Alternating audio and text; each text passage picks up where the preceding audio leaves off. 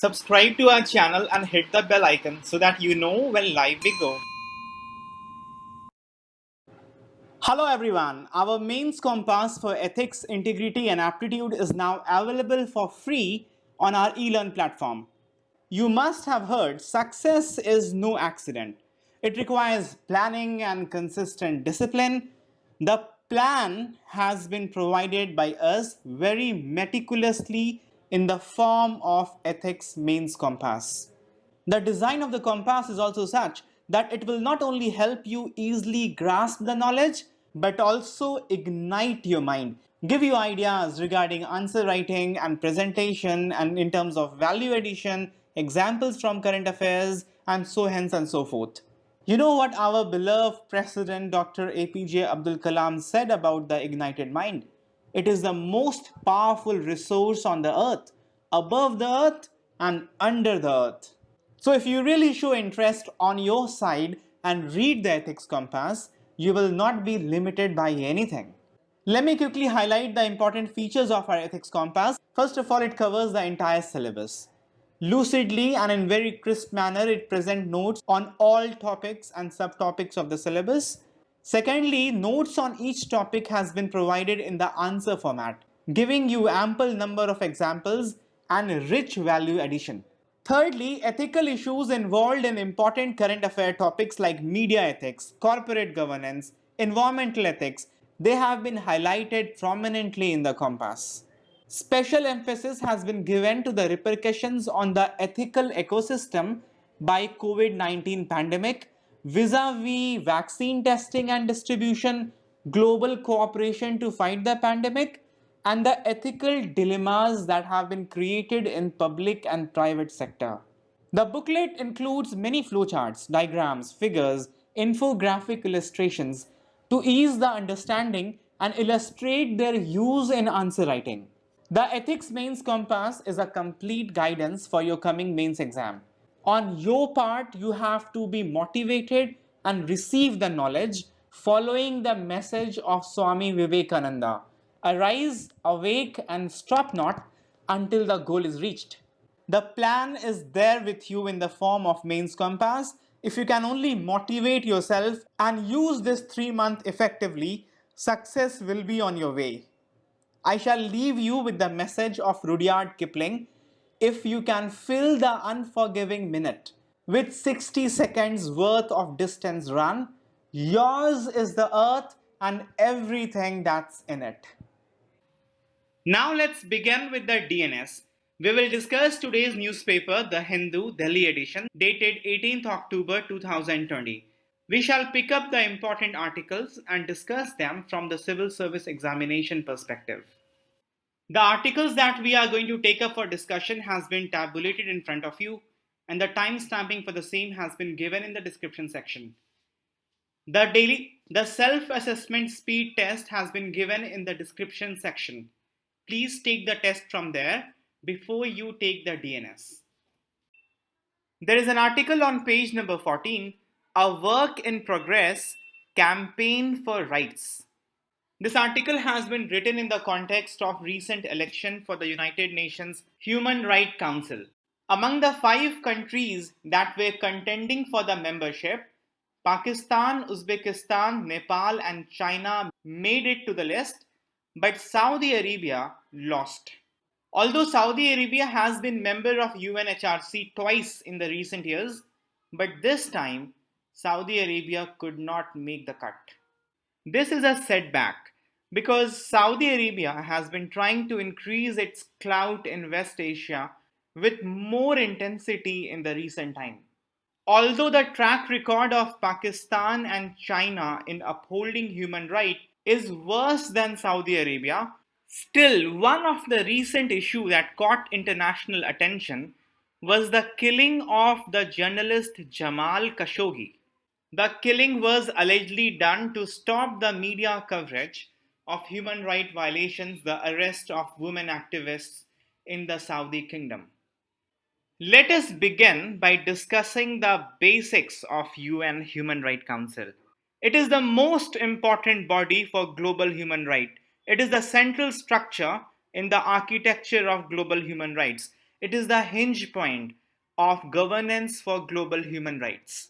It draws its representation from the General Assembly itself by the system of voting, following the principle of one state, one vote. It is headquartered in Geneva, Switzerland. United Nations Human Rights Council was established in 2006, replacing United Nations Human Rights Commission. The body was changed on the recommendation of the then UN Secretary Kofi Annan.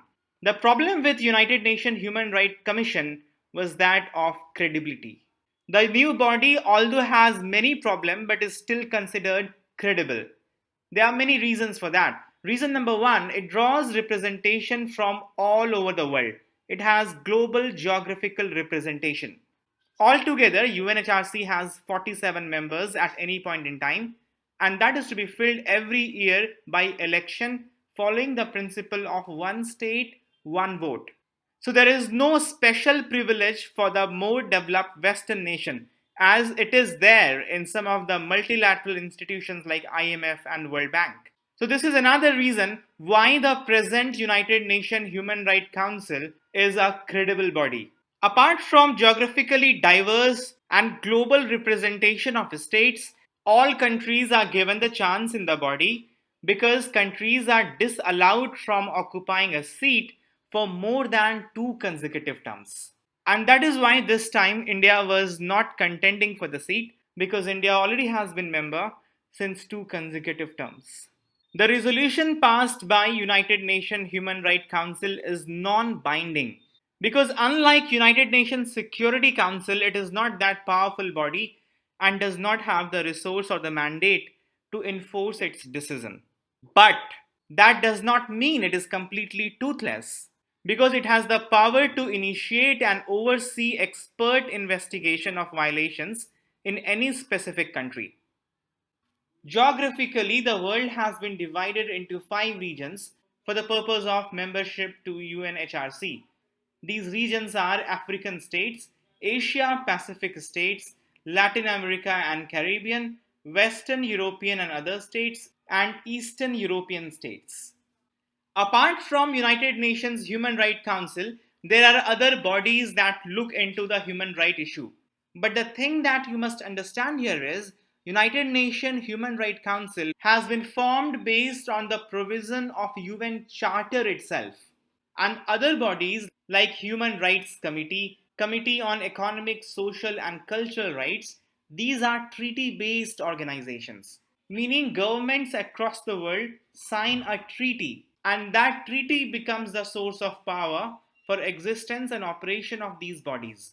But they are not formed directly from the UN Charter.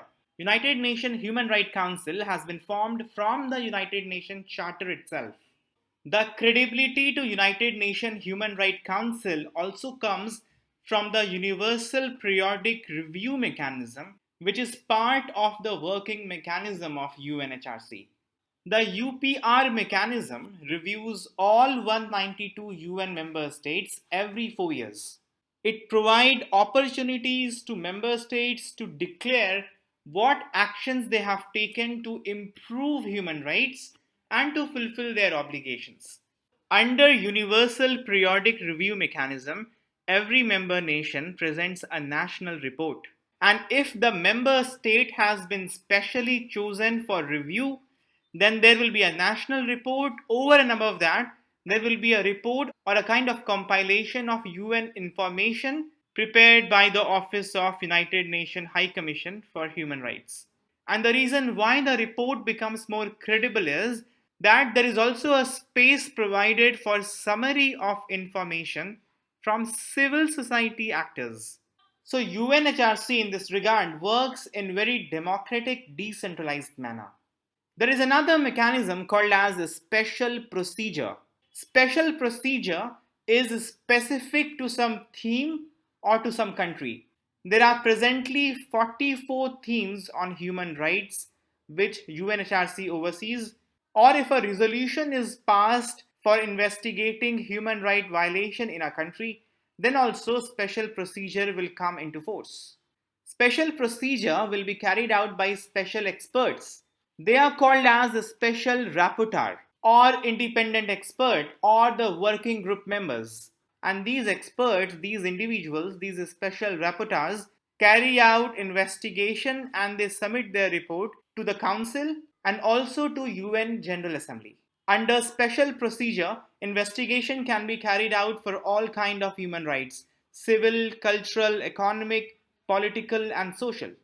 Now let's talk about the track record of Human Rights Council. The major initiative or action taken by UNHRC in upholding global human rights. As we have talked about that there are 44 themes on human rights which are overseen by UNHRC that include freedom of association and assembly, freedom of expression, freedom of belief and religion, women's rights, LGBT rights, rights of racial and ethnic minorities. These are some of the rights out of the 44 themes of rights that UNHRC oversees. UNHRC has investigated many countries like Israel, Syria, Iran, North Korea, Myanmar, Sudan, Cambodia, Belarus, Burundi, Eritrea. Now you use your knowledge of world history and tell me what were the issues in all these countries for which UNHRC had to intervene and carry out an investigation. There was a resolution brought in UNHRC in 2015 against Sri Lanka, and Sri Lanka gave commitment to the Council to promote reconciliation, accountability, and human rights after the end of civil war in 2009. In 2009, LTTE was wiped off from Sri Lanka. And we have discussed this many times previously that 13th Amendment was brought in the Constitution of Sri Lanka as a step for reconciliation among the Tamil and the Buddhist Sinhalese community in Sri Lanka. But the Gotabaya Rajapaksa led government, which is presently there in the Sri Lanka, one brother is president, the other brother is prime minister, and they have withdrawn the country from these commitments. Now it is to be seen whether another resolution will be brought against Sri Lanka in UNHRC and what will be India's stand then, because last time India abstained from voting. UNHRC has taken some very strong steps. For example, during the Arab Spring, UNHRC voted unanimously to suspend Libya's membership. The Council also has stopped Syria to get the membership on grounds of human rights violations. Recently, in June this year, there has been unanimous resolution passed in the Council that ordered a report on systematic racism against people of African descent following the murder of African American George Floyd in US. UNHRC actually has made it possible to cooperate on human rights on a global level. South Africa's effort to acknowledge the rights of LGBTIQ community faced stiff opposition from neighboring countries. Some of the countries in Africa are very conservative in this regard. But because of the collaborative effort that goes on in the Council, the South Africa was supported by many countries across the world. As we have discussed before, the expert's mandate or the special procedure which gives special mandate to the special rapporteurs or the expert working group to prepare a report, investigate a particular country, that has yielded result over the period of time. That has solved many problems like combating torture in Jordan. That also has mitigated crime against journalists in Cambodia. That was also responsible for decriminalizing blasphemy in United Kingdom. And it is said that it also has influenced the reduction of prison sentence in China. But this is not to say that UNHRC has worked exemplary well and it does not suffer from any limitations. There are problems. And the biggest systemic problem is the nations that are tarnished, that are blotted, that has spots in red showing the proof of human right violation, they become members of the council very often. Saudi Arabia, for example, was stopped this year, but China has sought the membership, Pakistan has got the membership, Russia has got the membership, Cuba has been alleged by many Western countries, especially by US, that human trafficking is involved in the export of medical personnel by Cuba. So in that sense, allegedly, Cuba is also involved in human rights violation and Cuba also has got the membership. Let's talk about relation of India with UNHRC in the recent time. Recently, a report was published by UNHRC on Kashmir. Although it talked about both Pakistan and India and violation from both the sides, but it focused mainly on the serious violations in Jammu and Kashmir. It raised many questions, insinuated, attributed many lapses on part of India, but India unequivocally has rejected the report. The UN High Commissioner for the Human Rights, Michelle Bachelet, she has expressed concern over Citizenship Amendment Act, clampdown on Kashmir, and on inter-communal attacks, the Delhi riots that has happened recently.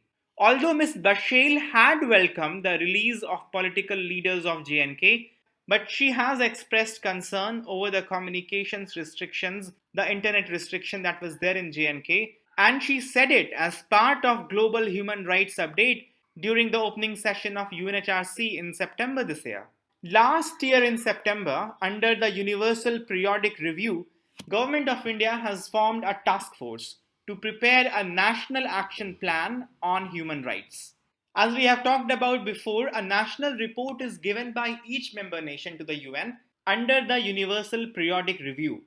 This task force that will work towards the preparation of National Action Plan on Human Rights will be led mostly by Union Home Ministry and National Human Rights Commission, and will have representation from other ministries such as Social Justice and Health. The Action Plan on Human Rights Commission will kind of help India to mitigate the criticism that India is facing from some quarters, but more importantly, it will help India to track the human rights record and strengthen our own social justice system. You must have been aware that US has pulled out of UNHRC in 2018. US pulled out on the pretext of the council being biased towards Israel. Allegedly, the council was imposing a disproportionate number of resolutions against Israel. And this was unfair to Israel because so much of resolutions were not coming for other human rights violators.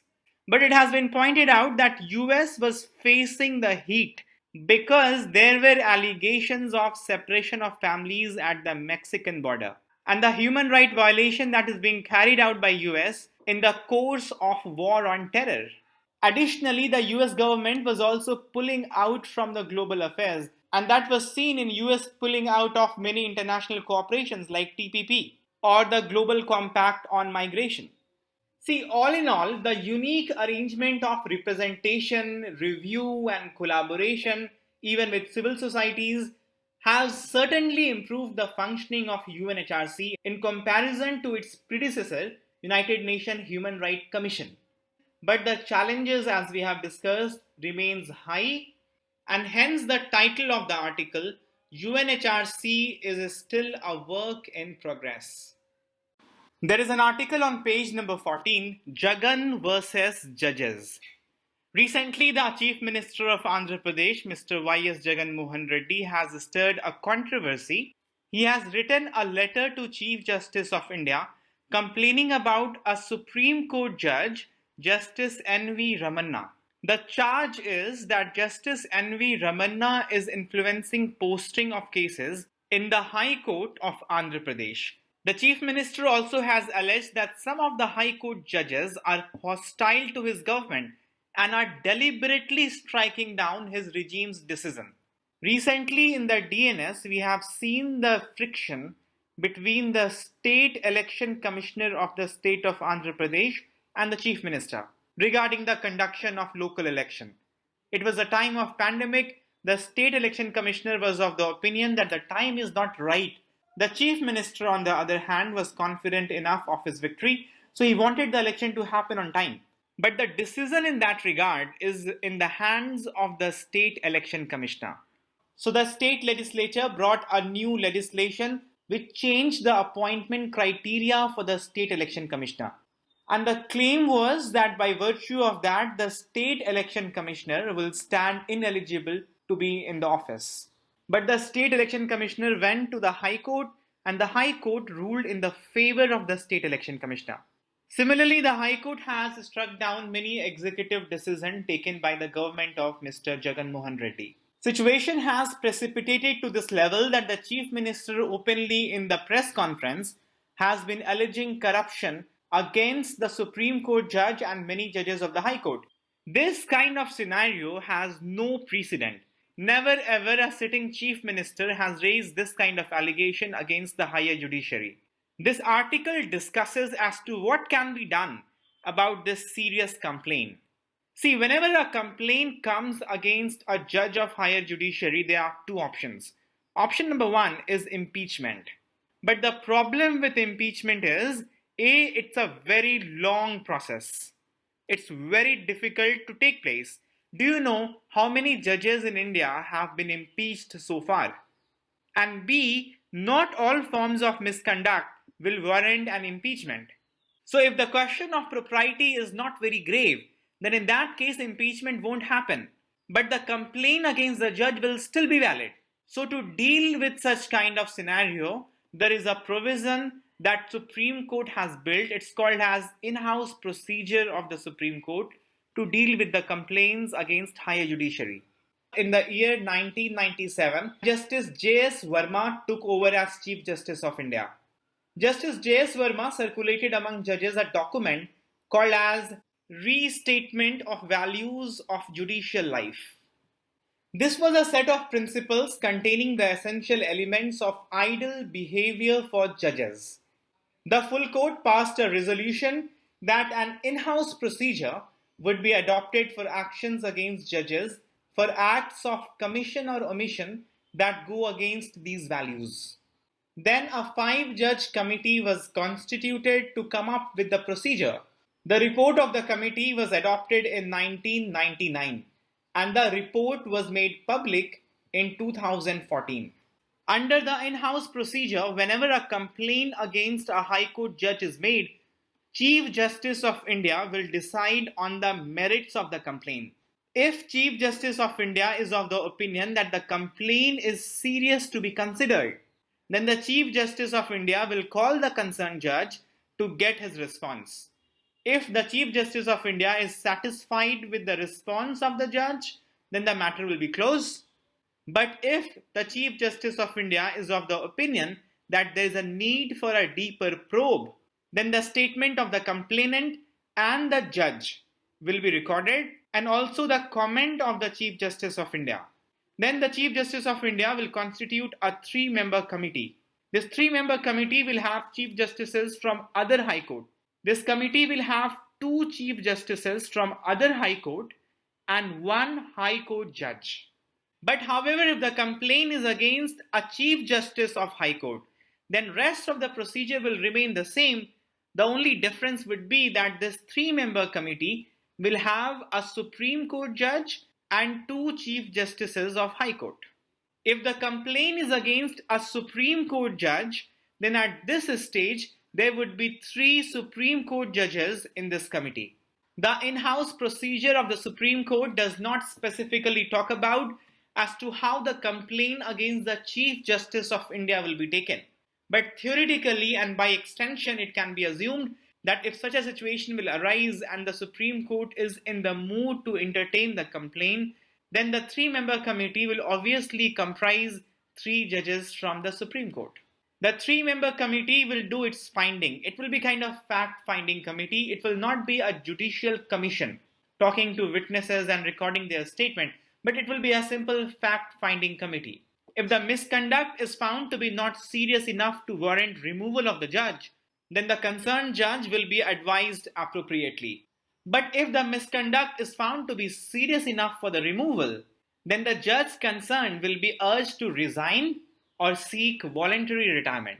But however, if the judge is unwilling to quit, then the Chief Justice of the High Court concerned would be asked to withdraw judicial work from him, because the Chief Justice is master of the roster.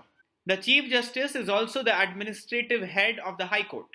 Hand in hand, the President and the Prime Minister will be informed of the situation, and this is expected to clear the way for the Parliament to initiate the process of impeachment. But this step will on immediate basis stop the judge from taking further cases. Now it is to be seen whether the Chief Justice of India, Justice Bobde, will act on the complaint made by the Chief Minister of Andhra Pradesh. There is an article on the Science and Tech page, How Global Warming might affect food security. See, global warming is happening. And the basic definition of global warming is increase in the long-term average temperature of the atmosphere. You must also be aware that between the year 1870, when the first industrial revolution happened, and today, the global temperature has risen by almost 2 degrees Celsius. This has resulted because of increased concentration of carbon dioxide gas in the atmosphere, and the concentration has increased from 280 ppm to 400 ppm presently. The effect of global warming has been devastating. It has caused melting of glaciers, acidification of ocean, increased frequency in the disaster, and the article attempts to figure out what effect it will have on our food security. Food comes from both land and water. Because of increased concentration of CO2 in the atmosphere, one very prominent effect which we are observing is ocean acidification. Carbon dioxide gas is an acidic gas, which means when CO2 gets dissolved in water, it forms an acid. The acid is carbonic acid, H2CO3. As all acid, carbonic acid too ionizes. It gives hydrogen ion and the conjugate base. Acidification of water, or specifically the presence of hydrogen ion, causes weakening of shells and skeletons of animals, because hydrogen ion actually does leaching of metals. So the shells and skeletons of animals living in the sea gets weakened, and this problem is more prominent for corals, oysters and other creatures with delicate carbonate shell, because those delicate carbonate shells are more sensitive to ocean's acidity. The problem of ocean acidification is really going to go out of hand if nothing is done about it, because the article highlights the process of acidification is happening 10 times faster than the fastest rate that has been experienced in last 300 million years. Ocean acidification has the potential to completely change the marine ecosystem, and this will hugely impact many ocean related benefits. One of the most prominent benefit is the food that we get from the marine source.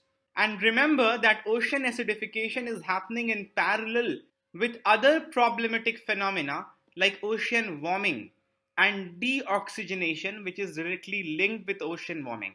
Because the average temperature of atmosphere is increasing, so the average temperature of water naturally will also increase, and that will cause ocean warming. And you know that solubility of gas in liquid decreases with temperature.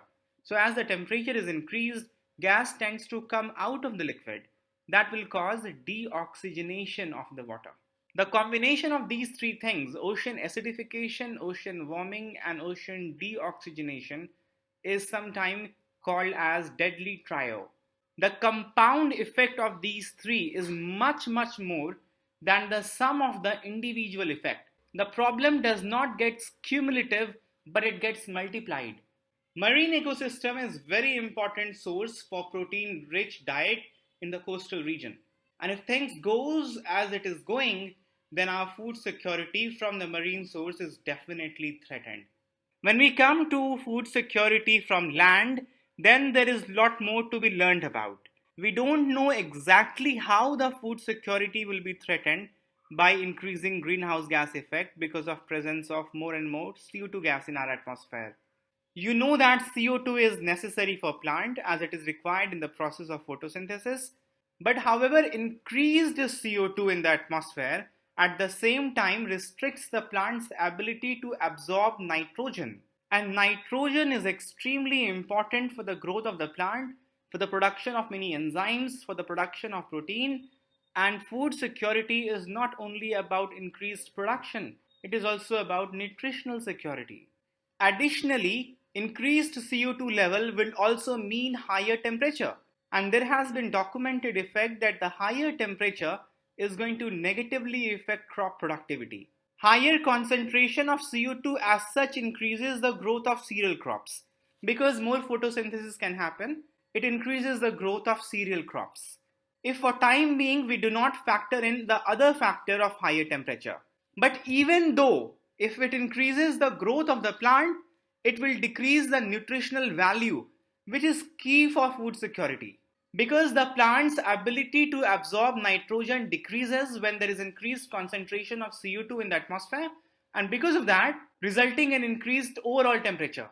The microorganism present in the root of the plant, which help the plant in uptaking the nitrogen from the soil, their concentration changes with change in temperature of the atmosphere. So the uptake of nitrogen decreases, resulting in lowering of concentration of protein and the micronutrients, vitamin B, etc. etc. So the nutritional value of the crop will decrease even though the production seemingly increases. And research has shown that the nutritional value of staple crops like potato, barley, rice, wheat decreases fairly.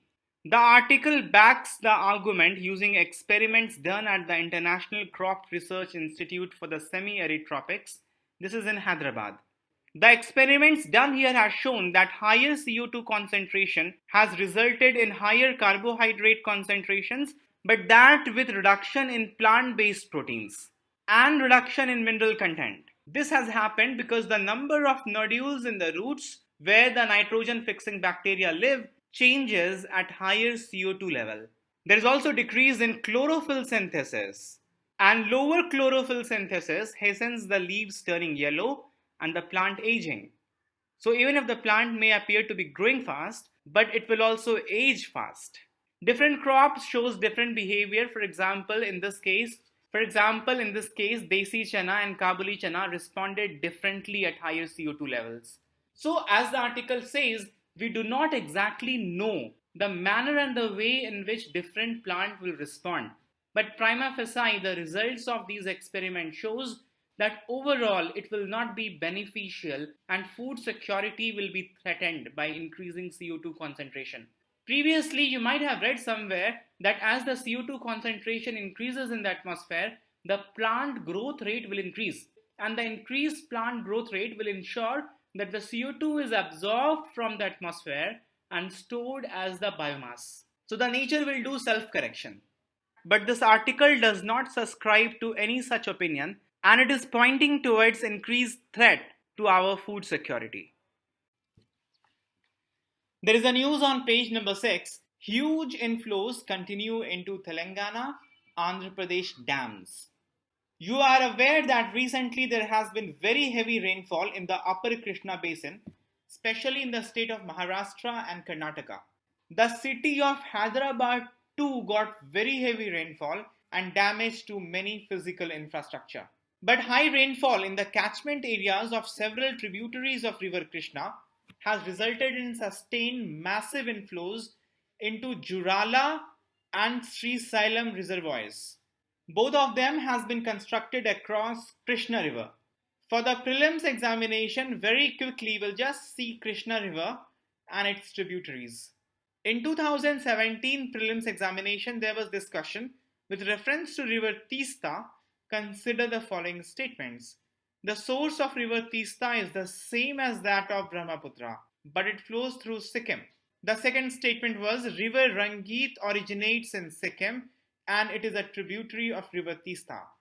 River Teesta flows into Bay of Bengal on the border of India and Bangladesh. If you would have seen the course of River Teesta on the map, then it will be very easy to identify that option 3rd is wrong. And that will bring you to the correct answer. So you should learn the course of river on the map and also learn to draw them for the mains examination. Let's talk of one of the important tributary of River Krishna, Bhima River. Bhima River is one of the important river in Western India and Southern India. It flows southeast around 860 km through the state of Maharashtra and then Karnataka and also part of Telangana before it meets River Krishna. It originates in the Pune district of Maharashtra. River Krishna is the 4th biggest river in India, both in terms of water inflows and the river basin area. The first 3 are Ganga, Godavari and Brahmaputra. The river is around 1300 km in length. River is very important for Maharashtra, Karnataka, Telangana and Andhra Pradesh. River Krishna originates in the Western Ghat near Mahabaleshwar. and it empties into Bay of Bengal near Hamasala Devi in Andhra Pradesh.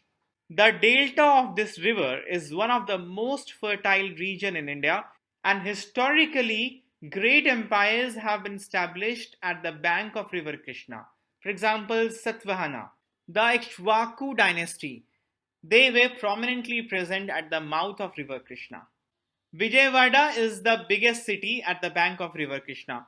The principal tributaries of river Krishna are Ghatprabha, Malprabha, Bhima, Tungbhadra and Musi. Now let us do question for the day. Yesterday's question was People's Alliance for Gupkar Declaration can be associated with. The answer is option C, restoring statehood of Jammu and Kashmir. Today's question is this: Universal Periodic Review Mechanism and Special Procedure. These terms are often in news in the context of World Bank, IMF, World Economic Forum, or UNHRC.